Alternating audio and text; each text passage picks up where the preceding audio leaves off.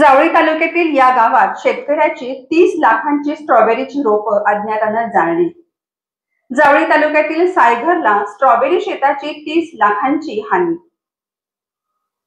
अज्ञाताकडून रात्री तणनाशक औषधांच्या फवारणीमुळे रोपं जळाली। 3 शेतकऱ्यांचं नुकसान।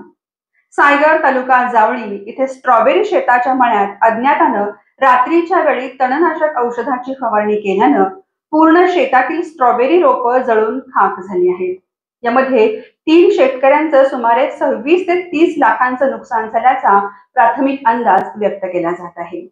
या रस्त्या शेजारी असणाऱ्या सायघर गावच्या हद्दीत बाबू गणपत धनावडे यांची 14,000 स्ट्रॉबेरी रोपांची लागवड केलेलं शेत, श्रीरंग कोंडीबा धनावडे यांची 10,000 स्ट्रॉबेरी रोपांची लागवड केलेलं शेत आणि अंकुश धनावडे यांची 10,000 स्ट्रॉबेरी रोपांची लागवड केलेलं शेत अशा तिघांच्या 34,000 रोपांची लागवड केलेल्या 3ही मळ्यात अज्ञातानं रात्रीच्या वेळी गवतावर मारण्यात येणाऱ्या तणनाशक औषधांची फवारणी केली।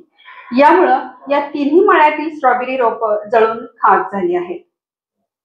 यामुळे हे सर्व शेतकरी आर्थिक संकटात सापडलेले आहेत। दिवाळीनंतर नुकतीच फळांचं उत्पादन सुरू झालेलं होतं।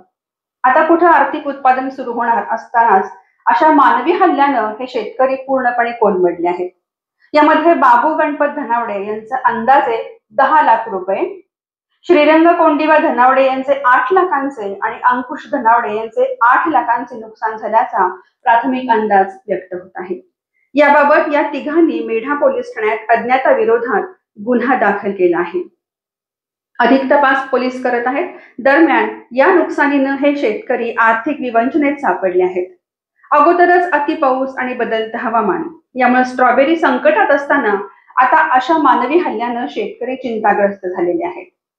या अज्ञाताचा शोध घेऊन त्याच्यावर तातडीने कारवाई करावी अशी मागणी या शेतकऱ्यांनी केली आहे।